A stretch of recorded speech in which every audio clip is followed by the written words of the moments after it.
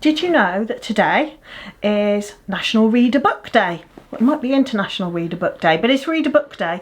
And anyone who knows me knows that I absolutely love books. I've loved books my whole life. When I was 6 years old, my mum and dad were told that when it came to reading, I was retarded, because that's a word they used to use back then. I wasn't retarded at all. I was just a slow reader. But by the time I was 8 years old, I was just reading books like mad, and I still am today, years and years later. I generally will read novels, anything that takes me into another world, into another person's imagination. Today I'm going to recommend to you a book that I've just read called Gentleman Jack. You might have seen a drama about it on the BBC with the amazing Suran Jones, who played the main character in Gentleman Jack. It was a lady called Anne Lister. Anne Lister lived in the Victorian era, and she kept meticulous diaries of her life. My husband and I have agreed that probably because, you know, it was quite boring, particularly in the evening, so what was there to do but write by candlelight? I mean, her diaries, the writer Anne, who put this book together, I praise to her, because it must have been a hell of a job trying to interpret the diaries. Throughout the book you see little extracts of the diary, and you know, really close together writing, loads of it. It was millions and millions of words. However, Anne left us this huge amount of information about life in Victorian England, you know, about medicines, about day-to-day life of a middle-class woman like her. Now, her diary had two forms to it, plain script and coded script. And in the plain script were all the day-to-day activities, full of useful and interesting and fascinating information.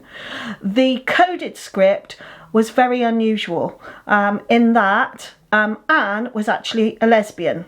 And at that time there was no word for gay women. They were hidden. It all went on under the radar, and therefore Anne wrote about her love life in code. And it was many, many years later that this code was broken by a descendant who was going to destroy the diaries, because he felt it would bring shame on the family, shame on him actually for even thinking that. But they were kept, and in recent years Anne Chomer, who wrote this book, has been going through the diaries and leaves a fascinating record, of which the her love life is just a small part of Anne Lister's story. Anne was a real product of her time, as well as being out of her time, if that makes sense.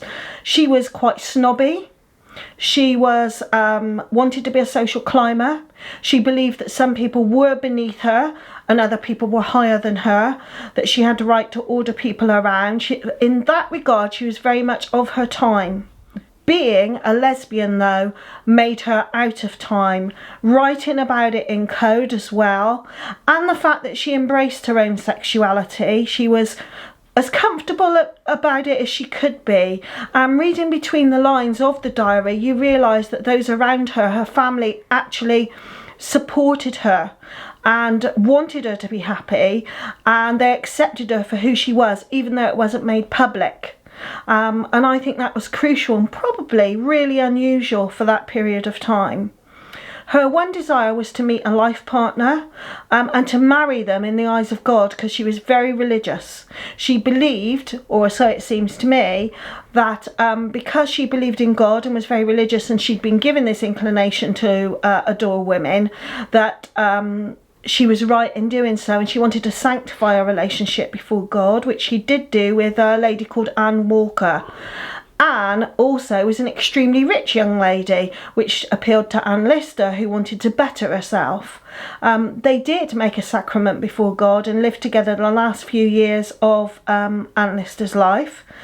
The book also explores mental health and mental illness, because it's clear that Anne Walker, who was very wealthy, also suffered from a lot of mental illness. Reading between the lines, you can see that she didn't have that family support that Anne Lister had, and because she was wealthy and her parents were gone, relatives seemed to only care about her well-being in terms of her wealth and who was going to get it and who she was going to pass it on to. And indeed, after Anne Lister passed away, she did sadly end up in a mental institution. But as someone who doesn't really like factual books, I highly recommend reading Gentleman Jack, because it's fascinating, it's full of social history, and it illustrates a woman who was both of her time and out of her time and embraced who she was fully. So Anne Lister, fantastic, really good read. It's a good book. Go away.